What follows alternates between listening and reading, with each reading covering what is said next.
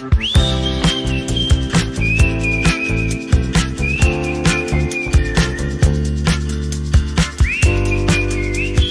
everyone, welcome to episode 2 of Prairie Perspective.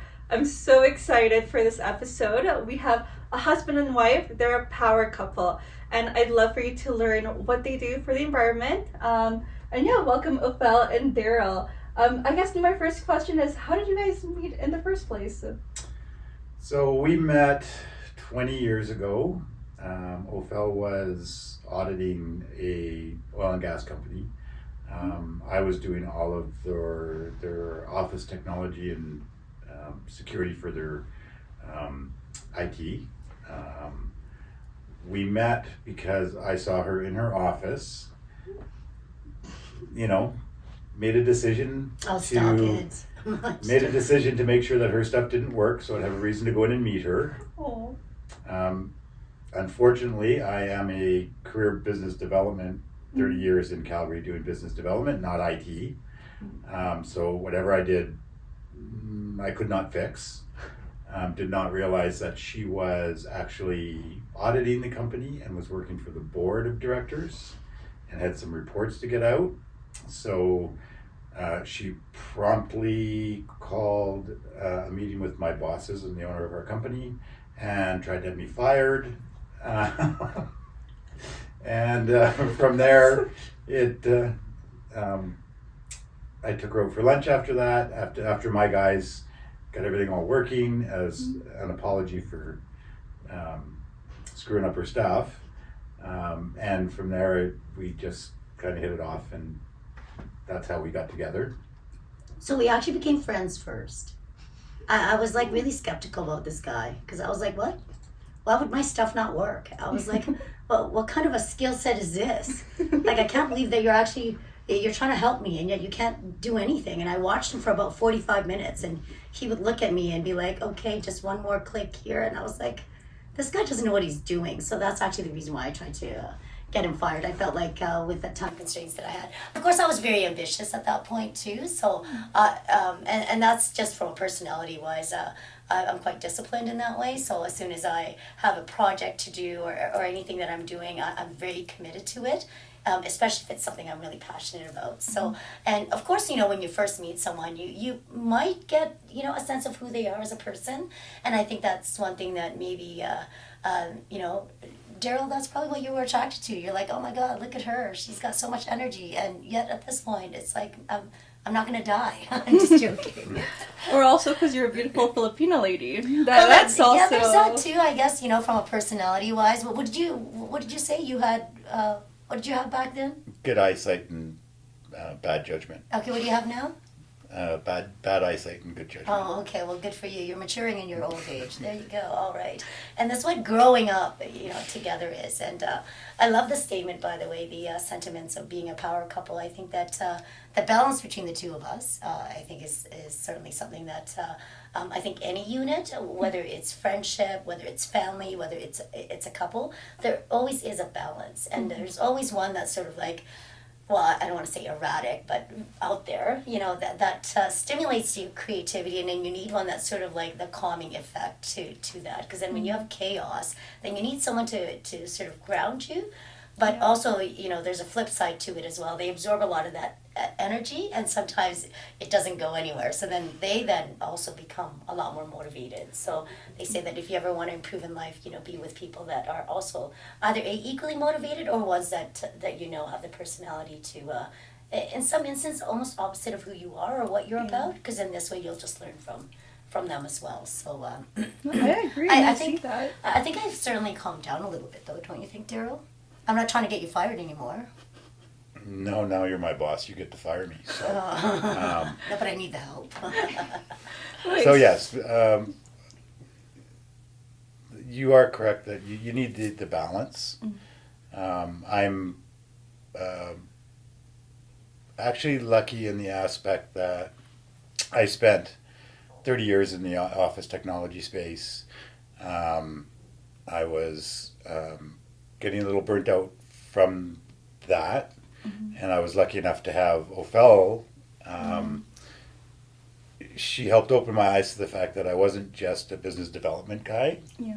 In doing that, I spent years training on software and process and data analytics, and so she helped me switch my path from what I was doing to something that I thoroughly enjoy right now, and that is the Scientific Research and Experimental Development Program, which is a CRA grant rebate where I get to help companies recover their money for the R&D they're doing within Canada, which then helps them continue their technology and hopefully improve with working with Aufel, the stuff that Aufel uses in the environmental side and the business side. And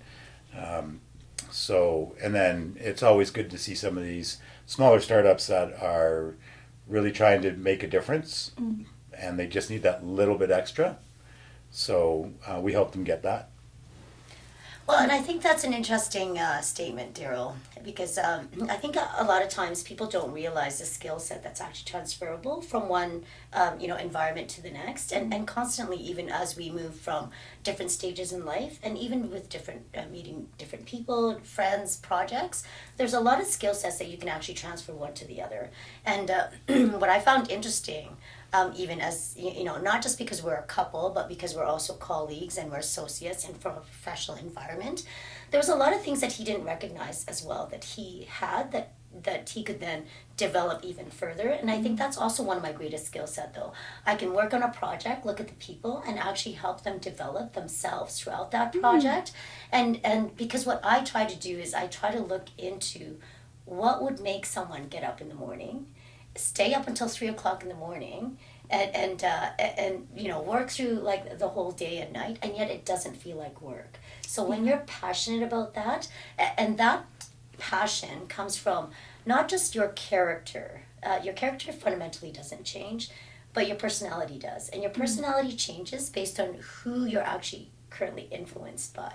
So when you have that core, where if your core is you're always going to be curious, you're always going to be learning, and your personality is that you're not afraid to learn, you're not afraid to ask questions, I think that in some way, shape, or form, maybe that's also partly the reason what knowing Darryl of who he is, and I bet you there's a lot of people in that environment that as soon as you actually get to work and you're now in that professional environment after you've gone through school, then you go into this like mainstream routine, and so you never really grow outside of who you're meant to become, because then everyday life just catches up to you. And that's what I saw sort of like Darryl go through. And then so when I saw him like burnt out, that's when I started to realize, I was like, you know what, you need not just a change in what he was doing, but also who he was becoming. Like I could almost recognize it, that he's outgrown his old self, and he just didn't know how to transition. And I know this podcast is about Darryl, but it's really about me, because I'm like, I'm just joking. But again, recognizing that amongst a team, that's also important. And, the fact that we have 4 kids. And so knowing those different personalities, and now fast forward, what we were when we were younger to now what we are now, and what the kids are now, what they were. You're almost like you have to grow up with the people that you're around. And then from that, so as we age, we're also growing up with our children, but we're also seeing the different personality types as well. And so now going back to Darryl and where he's sort of morphed into, and even others that are in this situation, I find it really interesting how there's a level to humanity, or just even being human, that you just accept your situation. And in one way that's good, but in another way you're also very limiting. Like we are our own worst enemies. So the moment that we are fear-based and we're afraid to try new things, and that's the difference between being in a environment where that's going to be your job for the rest of your life, versus knowing that you're good at that skill set, and then being an entrepreneurial spirit where you're now actually challenging the status quo and the norm as well. And that's really what I wanted him to do, is to realize himself beyond that, and that what he was offering, not just to himself, but to others around him, he already had the fundamental skill set. And he was almost like, you're naturally born in that, right? So that's, and that's why it wasn't hard to then transition from being colleagues to then, husband and wife, and then to now working together, and then now, essentially owning a business together and making sure that it runs. Yeah. So, and there's a trust to element to that as well. And mind you, there's also a lot of lessons learned in that as well, because there are times when you're like, well, as a couple, do we work together? Like, what are the boundaries? Because when we go home, it's not like we stop talking about work and we can just leave it somewhere.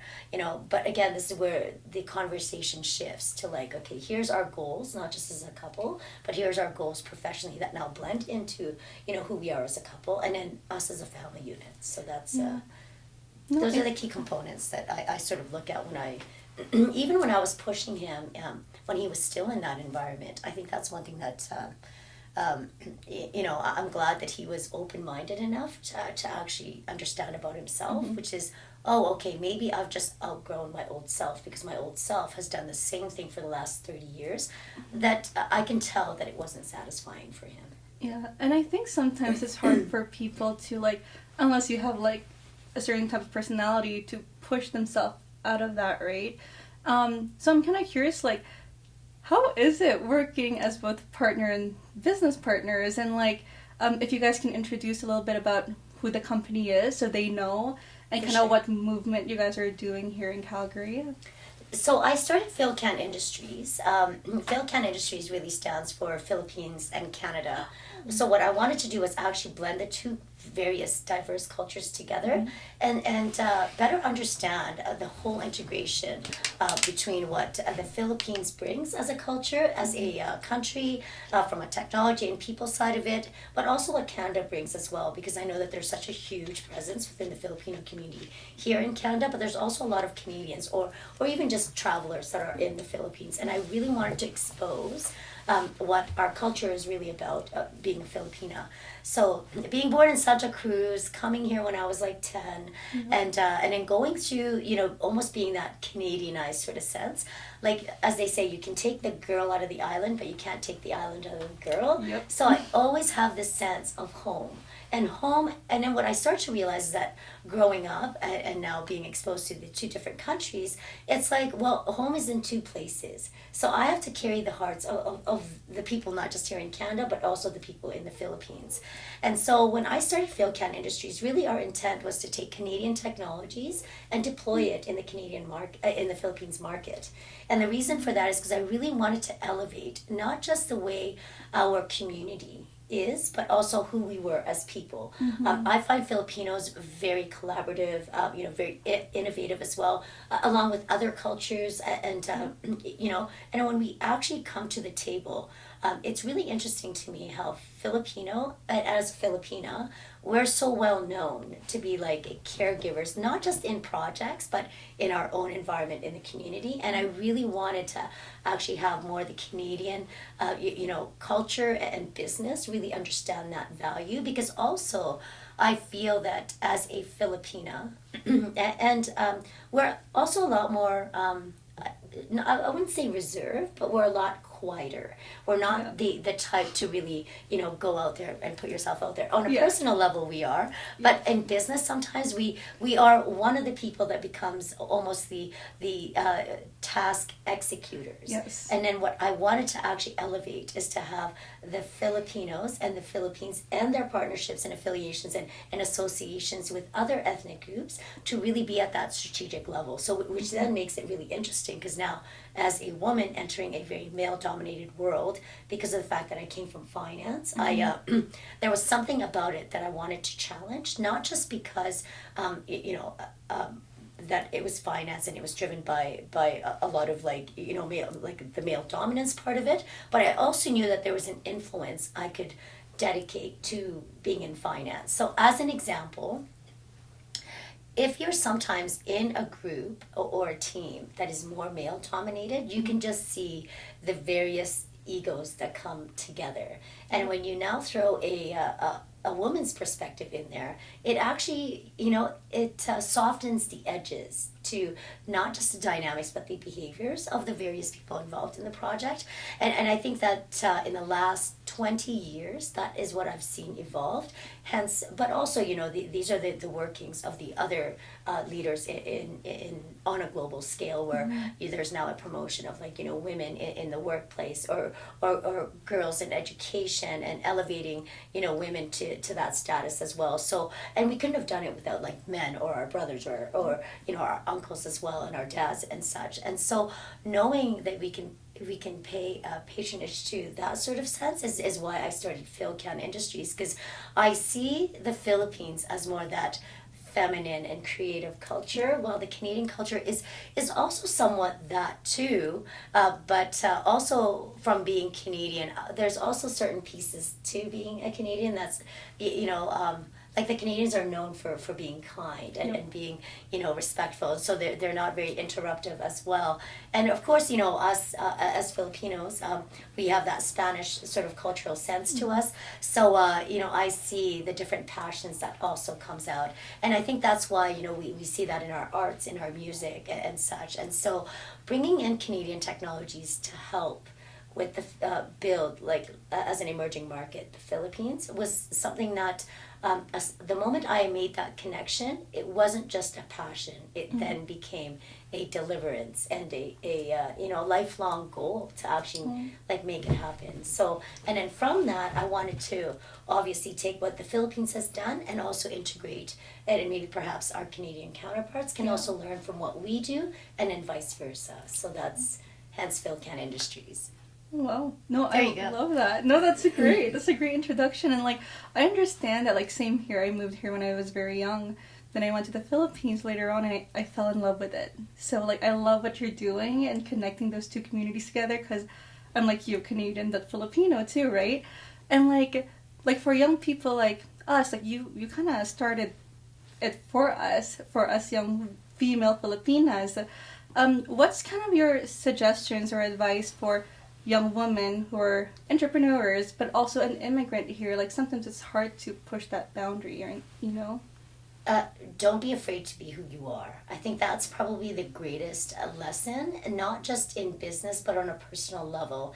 I think when things get hard, even professionally, not forgetting who you are and who you value yourself to be, because you're going to be challenged all throughout different stages. I was challenged with it in, you know, being in let's say right down to elementary, because I was entering into, you know, a totally new environment. So of course there's always going to be cultural traditions that perhaps it was going to be odd at that age, and so there are some pieces to it where I knew I'd also simulate, because if I didn't, then I'd be that oddball, you know, child. But nonetheless, but don't lose that value as well. And that would be my greatest advice to not just the younger generation, but in any generation. I think that there are times, like I said, you know, earlier, where we lose ourselves to routine. We lose ourselves to the day-to-day, that we forget who we really are. And if you really think about that, like, what makes you giggle or laugh, you know, it's those childlike memories of, like, oh yeah, I remember crashing my bike, you know, down a river, or I remember crashing and pushing somebody, like, you know, off a cliff or something, when you're cliff jumping in the Philippines or whatnot, right? Well, here, if you were to tell that story, they'd be like, oh, she's crazy. But it's not. It's you know, the experience is and really embrace the experience itself, no matter how difficult it is. And I think that that is what makes you resilient as well, is when you can then look at a situation that's difficult and then find a different angle or a different way to actually solve that, not just, and especially within yourself. Instead of it being solved externally, there's always something internal that maybe perhaps, you know, you have to be able to combine together. As they say, you know, you're 100% responsible for things you say and 100% responsible for the things you don't say. So if you're not going to speak up, then that's an accountability too. So those are the pieces where, you know, as a immigrant, as a woman, as a entrepreneurial spirit, you're really going to be challenged by others, but more importantly,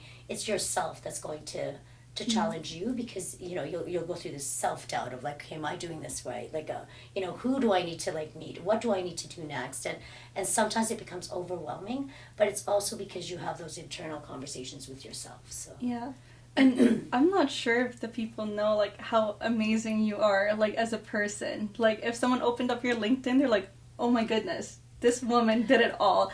And, like, I don't want to spoil anything, but I'd love you to kind of show us your journey from, like, coming to Canada, your education, who you were, like, in these boardrooms where you were, like, the only woman saying, you know, telling these people what's happening, you know?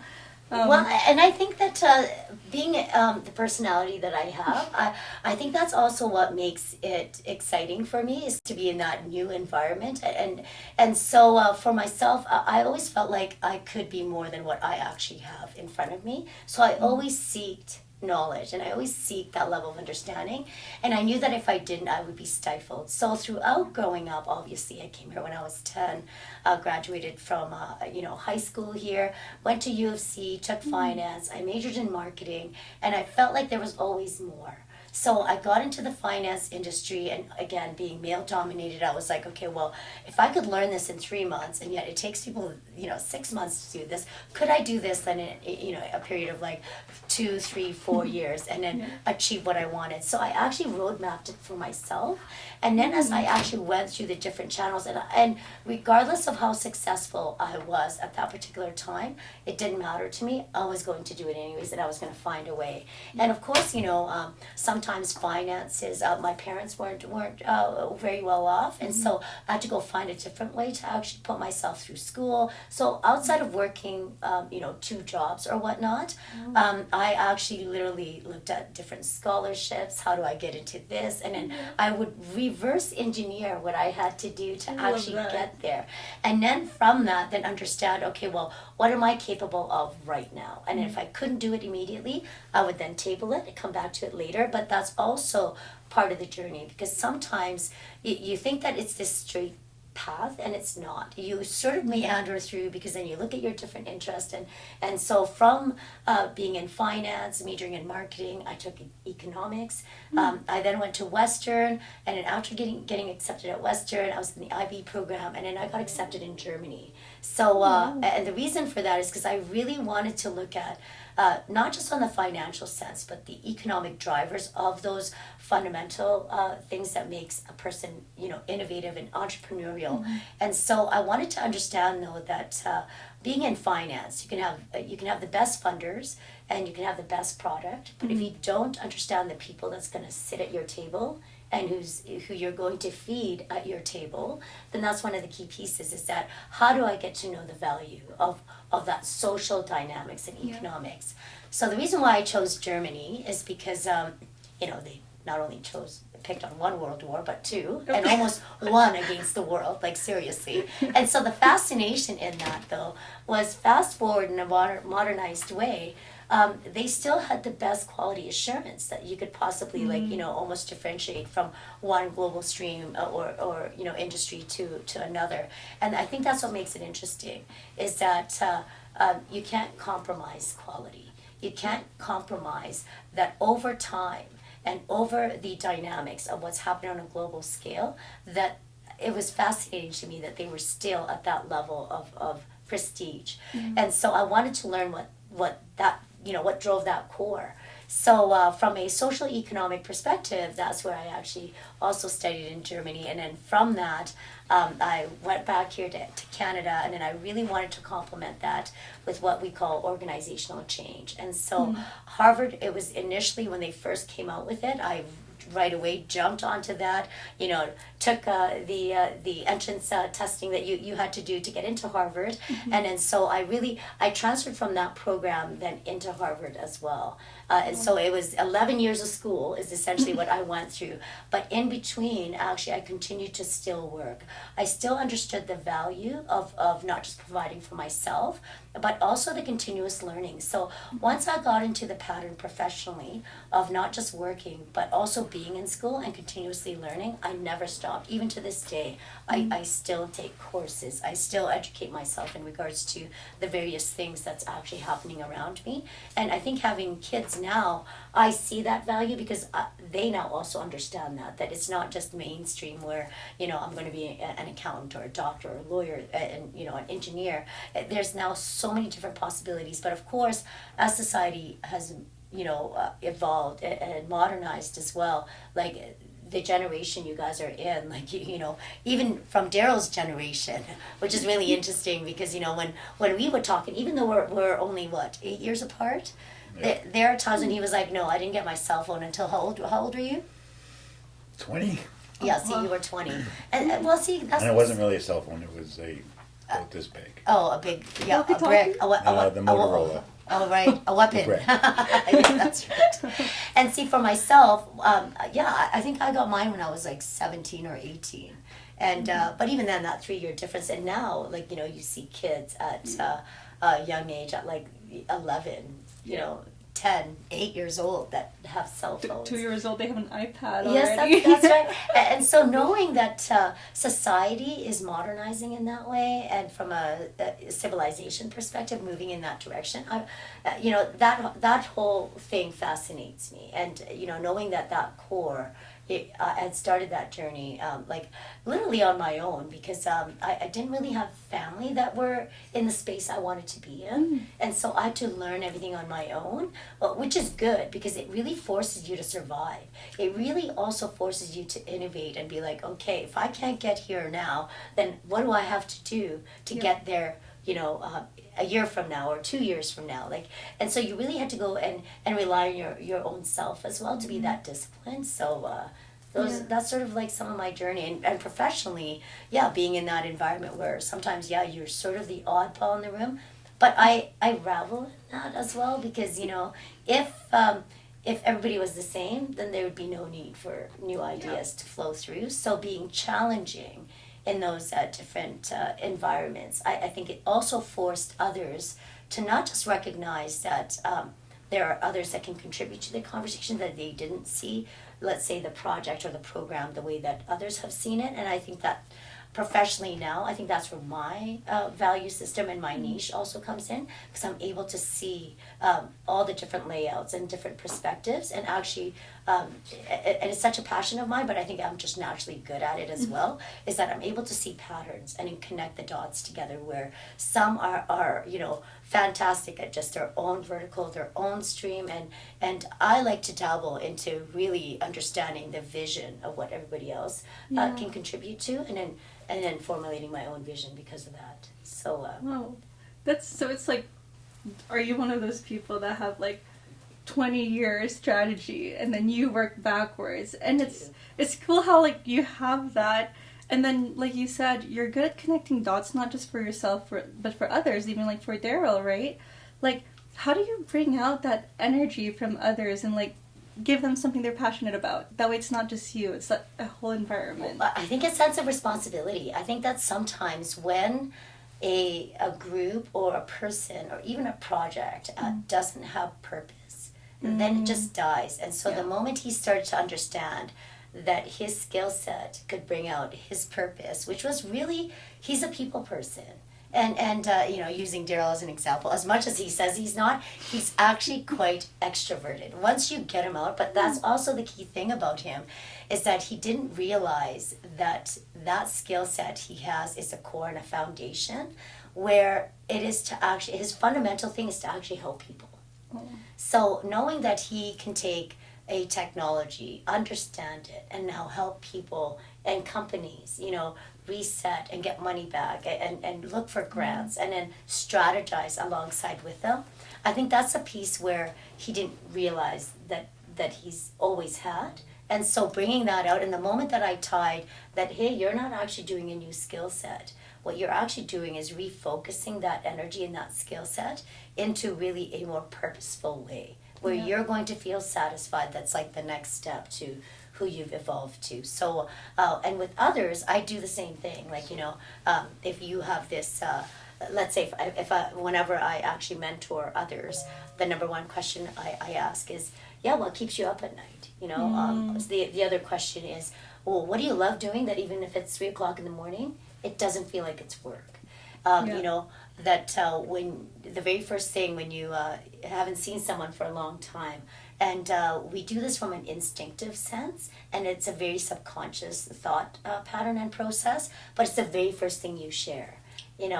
So when I first had kids, it wasn't really about my kids, but it was about what we were doing as a family unit. Yeah. So for myself, that's when I started to realize, you know what, unity is also one of those words that triggers me to actually work together with people. Mm-hmm. So even understanding very specific like words that describe who you are as a person, and that's what I mean by don't lose yourself when you're going through these different challenges. But yeah, pick a word. It's almost like that safe word you have to like tell yourself of why you're being purposeful at what you're doing. So that's how you can draw that out. So sometimes in business I think we forget about especially when you're collaborating together. Mm. It's no different than a sports team. Everybody's got a significant role. Yep. You may be that fourth line guy, or you may be the top What are you talking player about? on Swimming? the team. No. But the guy on the top line who's scoring all the goals doesn't do that if he doesn't have the guy on the fourth line taking up some of that ice time and wearing down the other teams. That's true. Yeah. So everybody's got a purpose in the project. Mm-hmm. And sometimes you need to be reminded that your purpose, you may not think it's a big piece of it, but every little piece that you're contributing to it helps the whole project, helps the whole team. So you could be the engineer who thinks I'm just drawing some lines like every other engineer, but if you're brought into that in the way where once you're done drawing the lines, there's four other people that are going, oh, those are actually great lines. I was thinking a little bit more like this, and people start talking. Yeah. Everybody's got a role. Mm. I like that. Well, and I think understanding where you are as a person, that even if you didn't understand what others are doing, knowing that you're contributing to them and to the group itself, I think you're right. It's really important because that now becomes the behavior of the team. It also becomes the behavior of the organization that you're a part of. Yeah. And like, because this podcast is about younger people in Calgary, and obviously there's a lot of young entrepreneurs trying to understand better on like how you guys, were able to build this for yourself. I guess for us, it's like 100%, like a team is necessary to build and have that unity. But like, how do you know like that you need like a quarterback? And like, how do you know that the quarterback needs to do this for the whole team to function? You know what I mean? Like, how sometimes do you it's trial and error, to be honest with you. Yeah. Because you don't sometimes realize your own skill set until you're actually in it. And that's the difference between theory and applied. Mm-hmm. And we learn that when we go to university, we learn that when we write papers, we learn that when we write our own business plan. Yeah. But knowing the clear vision of that you're being determined and what you want to do, I think those are really critical pieces. And you're right, as much as there's a team, you have to be able to look at yourself and know that if nobody else performed, could you then carry the weight of others? Yeah. And you have to have that personality type. Because, it's just like, and again, you learn that from a family unit as well. You learn the sense of responsibility of being either responsible for your siblings or your parents or your household, because collectively we also have a role in that. And that's, I think, how you transfer that, from home life to professional to group of friends to, being a part of a team.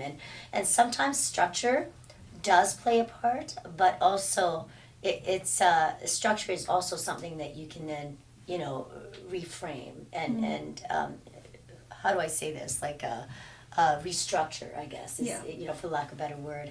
And so for the young entrepreneurial mind, I feel anyways that it's actually a lot harder in this generation. Mm-hmm. Really? Yes, and the reason for that is because there's so much information, but there's an absolute inundation. And so you have to differentiate what's fake news and real news and all of the different, even from a social media side, right? And even the components of that, like when we were growing up, like, nobody tracked us, took pictures of us, or like, if we did something stupid, it didn't end up in the news with like 10,000 pictures, So I think that's the difference. And so the creative sense to it is that you have more resources and you have more options. Yep. And so, but if you have too much, then it doesn't allow, I think, from my own personal opinion, for you to really think about who you are within that mix as well. Yeah. Because it's too much to think about. So, and that's why sometimes they say, sitting down in a quieter place or visit a place you've never been to before to actually stimulate creativity. So then this way you just obviously disengage from anything that is a almost like superficial sense of Yeah. like stimulation. Like information overload. Yeah. Where sometimes I see people get stuck because there's so much info, right? And Yeah, there's for no sure. action. But you've said that you go back to the Philippines. Mm. So sometimes that is exactly what's needed, because you get so used to the way things are done that you don't step outside of that. So when you go to the Philippines, it's done completely differently. You see a totally different perspective, and it can help reset yourself. I also think, as you said, you guys, the younger generation, I think in some ways have it a little bit harder in the aspect that we didn't have to go through COVID. We grew up where personal interaction and being with people, so collaborating with other people, you were always with other people. I think with technology, we're not, everybody's not out there, personally as much as we were. Yeah. But I think even worse was when COVID came through. You guys had to deal with COVID. You took 2-3 years in high school when you're formulating all of your personality and your friendships and who you want to be, and you're locked in the house. Well, I think COVID So- affected everybody though. So COVID affected everybody. I just think with the younger generation, Yeah. during COVID, we still had our friends that we've had for 30, 40 years that we could talk to. We'd still go meet them. Whereas the high school is when you really form a lot of you start forming your thought process on what you want to be when you grow up. Really want to be when you grow up, not an astronaut when you're 7. But those friendships that you create in high school and the things you learn from dealing with the people you like, people you may not like as much, I think you guys missed out on a lot of that because you had to deal with COVID. Yeah. No, thankfully I didn't. There is someone in the room that went through high school during COVID, and I think from what I saw, not him, sorry, not our producer. But from what I saw, it kind of confused them a little bit on what's the next path for them. Yeah, we can turn that off. So yeah, I definitely see that, and I think you're right. The information overload. It's sometimes you get so stuck because there's so much information. So I guess, what do you guys like? How do you know when things are important? Like, this needs to get done and this doesn't. Because I know you guys are doing something really big for Calgary or Alberta as a whole when it comes to our environment. How do you hone in into a vision and a mission and then just go all out for it? Sometimes you accidentally just literally bump into it, and because you know that there's such a prevalent problem, and if you're sitting there with the solution and you have all the different components but you just don't know how to put it together, sometimes it's just pure accident. And so but that level of creativity then comes from different discussions with other people, and so that's also how you can determine what's important and what's urgent, because then you start to understand what others are doing and how they're doing it as well, and then you start to then identify where you can then slot yourself or your project into perhaps a challenge that they have, and they could be the missing link.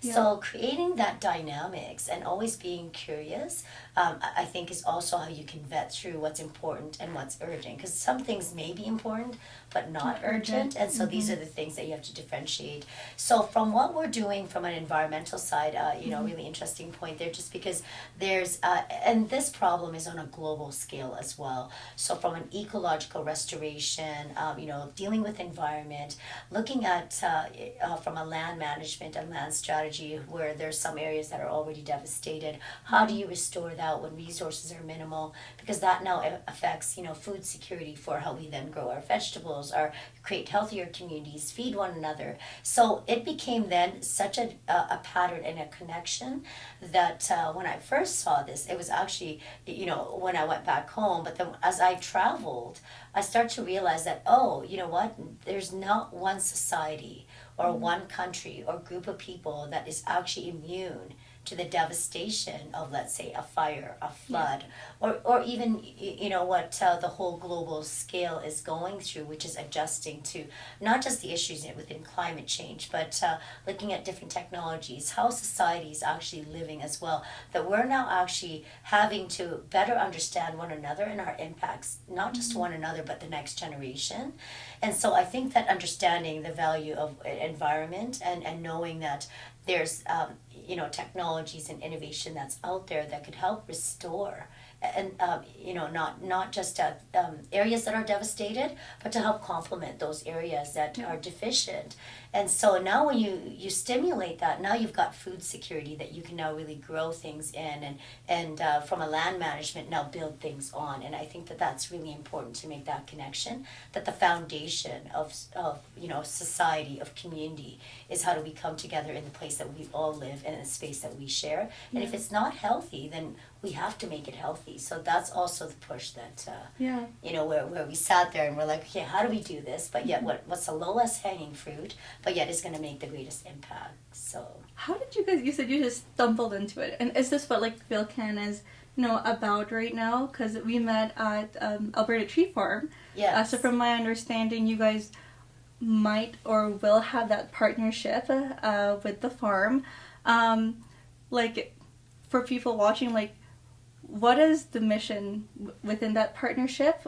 Why partner with them? And what's this difference that you're gonna make? Because it's really exciting. So that is it's a huge undertaking, and I'm really, really excited about it. I think the involvement of various organizations and community members as well.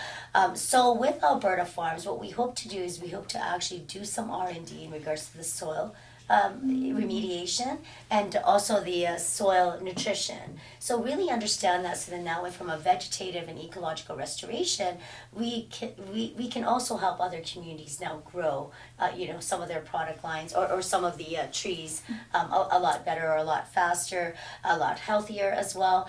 One of the key pieces that we want to look at is, like I said, soil remediation, because as we actually go through the environmental conditioning, we can't just continue to use chemicals as part of our remediation and reclamation, because now it's going to affect, let's say, other components like our air quality that's being nearby, like in especially when there's, let's say, areas where there's golf courses where there's continuous chemicals that's being used. And so when I looked at that, I was like, okay, what's the easiest way and simplistic way to actually clean up that soil? So interestingly enough, I know a lot of people will probably remember this, but maybe not, but I think it's 10 years ago now? Maybe it was 2012. Sorry, 12 years ago was when it happened. During that time, it was actually when the Canadians left the garbage in the Philippines. So it became a huge global issue. And at the time, our president, Duarte, was like, okay, well, here's what we're going to do. And he really challenged, how the Canadians actually left the garbage in the Philippines. So having gone through some of those audit controls and actually understanding the whole environmental and social and governance pieces to that, I knew that I had to then help back home. And because, some of these areas, you can't just excavate, you can't just go and clean up. This is where we actually start to look at, okay, what are some in situ remediation, meaning that, you're not taking the soil out, you're leaving the soil there. And so the application of microbes became important. So I started to actually study different microbes, and then understand that some microbes actually, some medicine actually came from microbes. So now not only are you connecting waste to then environment and cleaning that up, to then now from an environmental, now you're looking at health and sciences as well. So knowing that there's an evolution to everything that we do, that's also partly the reason why I wanted to really invest and look into that. So going back to Alberta Farms, I just saw that, when I was there initially, when I first visited, it was really interesting to me how there's so many pieces of just not just innovation, but just from a stability side of building community, that I saw such an opportunity to actually have, Alberta farms participate alongside PhilCan and really make the world a better place is really one of our goals. So and I'm glad that, thank you Alberta Farms for being so open to this level of collaboration. So we're really excited about, developing and understanding better how we can then, not just do some responsible consultation in regards to our environment and our communities, but also responsible investing, and not just investing from a monetary side, but also of our time. So having the collaborative people and the innovative people come together, that's really critical for, the next generation. So when we're now in our more maturing stages, you guys will be adopting what we do. So hopefully, the legacy we leave behind will just continue on as well for that level of responsibility. So and then you make a good partnership with what you're working on with grants and everything you're doing, with what you're doing as well with Alberta Tree Farms, like working together in that. Now I am wondering, how'd you go from business to microbes? That's such a... So interesting. So you know what? Again, by pure accident, I actually literally wanted to understand how I can better support some of the companies I was auditing in their operations. And so when I started to actually research the deficiencies in not just process but application and products, then I became almost obsessed with it. And then when I found out, obviously it was global news that the Canadians left the garbage in the Philippines, I was like, okay, how can I contribute? What can I do about this? So then I started looking at different options. But again, because I knew some of the gaps that were already being tried and applied within the environmental space, especially with energy industries, so some of the audit controls that we would work on was, some of the environmental site assessment and the impact assessment. So I really wanted to make a difference in what those gaps were within these two different streams within environmental remediation. So I wanted to understand what that meant if I was to actually look through different products and an application and innovation and such. And so I focused on microbes because I felt like there was something there that we could then stimulate, and in using plants also as part of that process to actually remediate and reclaim the land. So that's really a combination as well, that with Alberta Farms is not just conditioning the soil, it's actually looking at different plants and species to then actually be able to remediate the soil naturally instead. So the concept of environmental remediation using plants is called phytoremediation. So how did I come across that? Just learning it. I know that's so as soon as my brain is turned on in something that I want to do, I'm very disciplined in regards to learning all different parts of it, and then meeting different people that can now help complement and strategize alongside with them. So it was interesting to me when I met Dr. Rahman, because when I was mentioning microbes, it was actually one of his research papers was actually one of the research papers I had originally also looked at as well. Oh, wow. So knowing that, working with the Paul UBC and understanding Paul stamets and mushrooms and mycelium and the interaction within the whole ecosystem, these are things that I knew could be applied to some of these environmental remediation and reclamation, but wasn't being complemented in its full capacity and capability, and I really wanted to bring light into that. And especially, having that application, let's say, in emerging markets like the Philippines, where it's a lot of the resources are harder to come by. So then, how do I help build also local farmers that didn't quite have all the resources, that's been devastated by whether it's flood, monsoon, typhoon, volcanic eruptions. I know we went away from a lot of things in those islands, but those islands are still beautiful. Yeah. So I really wanted to preserve that as well. And then knowing that there are, on a global scale, there's a struggle to actually understand from a land management the value of what we're going to build on next if it was contaminated. How do we then preserve the value of that and then still remediate and such. So preserving the environment and making sure we leave it better for the next generation to come. And I'm not sure if a lot of people know, but here in Alberta, I'm not sure if I'm able to mention this, the forest fires is very common. Yeah. I heard you guys have some sort of plan to maybe help that within the province? Yeah, so that's what makes this whole process interesting, is that as we actually delve into the different opportunities and scale of what we can do collectively as a group in different experiences and bringing that together, again, through the use of phytoremediation, there's components to it where we can literally stimulate certain species to perhaps, begin to farm and outline, certain devastated areas that could, prevent and have fire resistant shrubs and such, that we rely back onto nature, to look for those answers. And I think that's the greatest gratitude that we can then do for the next generation, to be honest with you. So the fact that we're dealing with decisions that were made even beyond our control, because these are decisions, the situation that we're in are decisions that were probably made 40, 30, 50 years ago. So from that perspective, and now that we've inherited some of these issues, this is where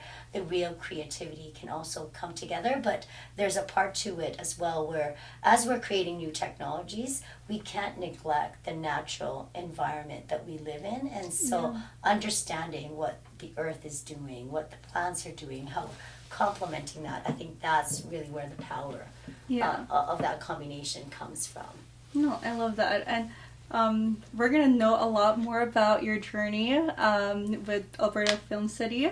So we're very excited to showcase that. And not only were you a businesswoman, now you're an environmental.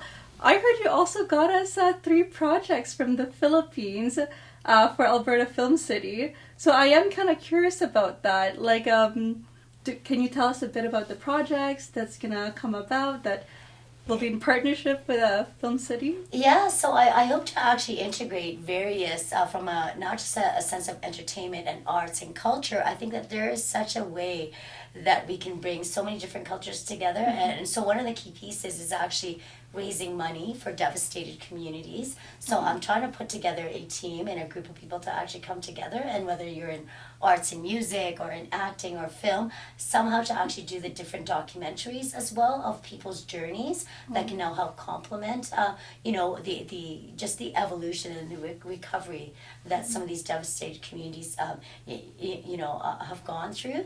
But also it's just realizing other people's talents. So knowing that what Alberta Film City is doing, and knowing what, let's say, other groups like Frankie and Johnny's record label and the different youths that are like coming together. There's also a Filipino Fiesta Filipino, so it's quite prevalent, obviously in Calgary as well. But there's also a first Filipino theater called Flipside as well, and it's just recently started, and so they're actually trying to also get that off the ground. I just feel like there's also, and of course Shivan, the various projects that he's doing as well. So the combination and knowing and understanding that there's so many different efforts that's out there, how do we then amplify it and magnify it and just become this powerful multicultural force? So I hope to bring talents actually from the Philippines and have them here. My son is also into sports, so one of the key projects that I'm personally passionate about is to actually do a docu-series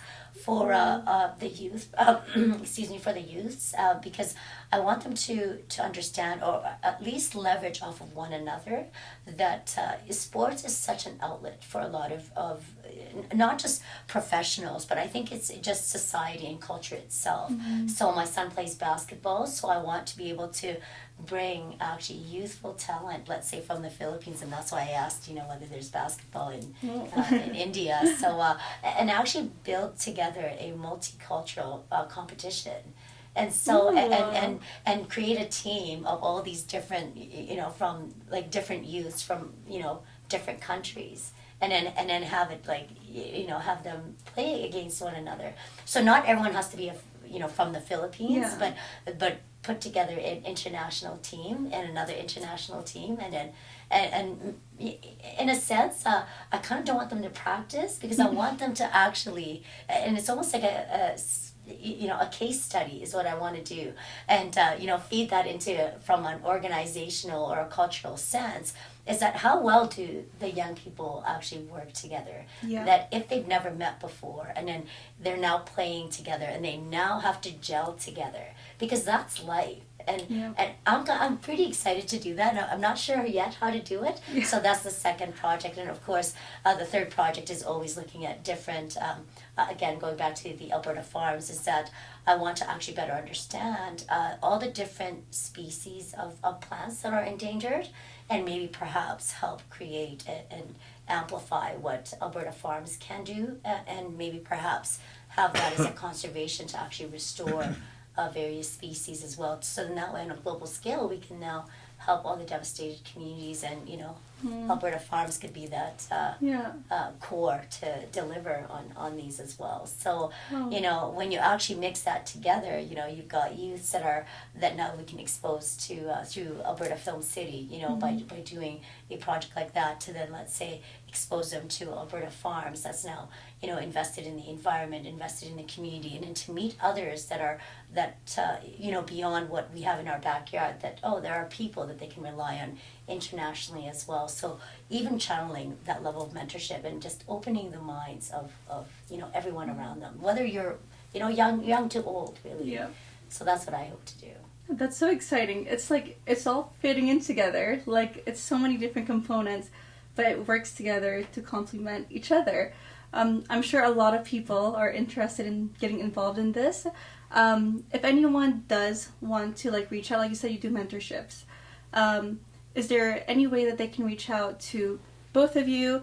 That way they can get involved in one of these projects and possibly help, grow it and grow with you and make this faster and collaborate together. Oh, for sure. So with my LinkedIn is always open from an open to network side, so anybody can actually message me. And then from that, if anybody wanted a mentorship, it's just a simple message. Hey, I'm interested in this. I want to learn more about this. And then even as a networking side, there is a collab that we tend to do, and it's more of and we don't really advertise it all that much, just because sometimes we're just too busy. But it's really interesting how then just by word of mouth that people are like, okay, well, I heard that you can talk for like an hour or do coffee for an hour. I want to learn about this. So we've been able to mentor a few of those youths in that way as well.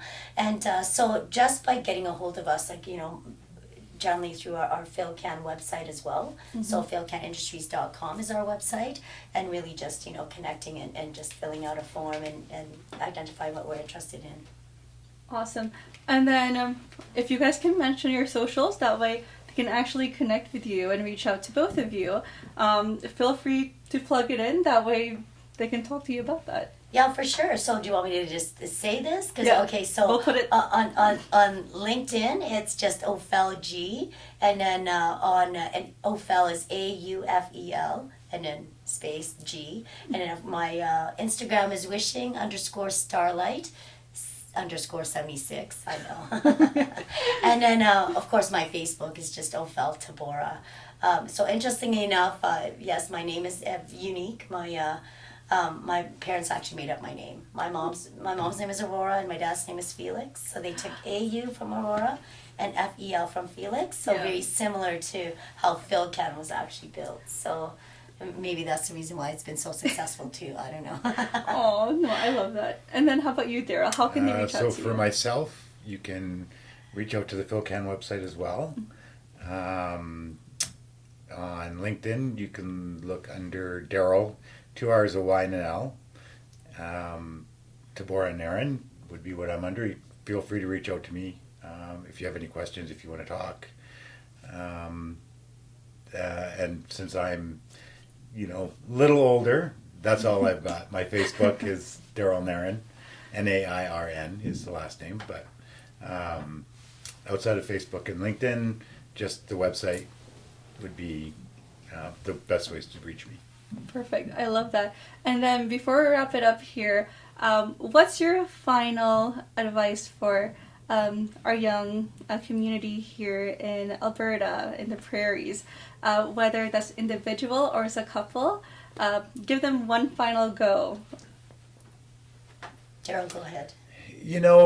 So since Aufel and I have come up completely different routes, from my standpoint, just keep plugging away. Just sometimes, it seems like you're not getting very far. But just keep your mind open to what other people are telling you, and just keep your head down and keep plugging away, and eventually you will get to where you need to be. I think what you're trying to describe is grit. Grit is such an interesting word to me, and I love the word because it's only 4 letters. But grit is really your passion and being disciplined. Mm-hmm. And so when you have those 2 things, it makes you really curious. And that is probably the foundation of what I would have as an advice for the younger generation and the youths is always be curious, always question your environment, always ask why. And they say you ask why 5 times, you get to a root cause. So always understand that as well, that the value of those responses makes you who you are. You may not realize it initially, but somewhere along the way, you'll reflect back to that moment and you're like, I'm so glad I asked that question, because if you didn't, well, I may not be here today. I asked a lot of questions, tons of questions, so. Well, you're answering all of them now. And we're grateful that you answered them, because I know a lot of people are curious, and I love learning from both of you. So thank you so much for coming here today. And I hope you guys enjoyed the podcast today. If you want to check out even more, make sure to follow us at Alberta Film City on Instagram and all of our socials. Again, I'm Theone Abalos, and we'll see you at the next Prairie Perspective.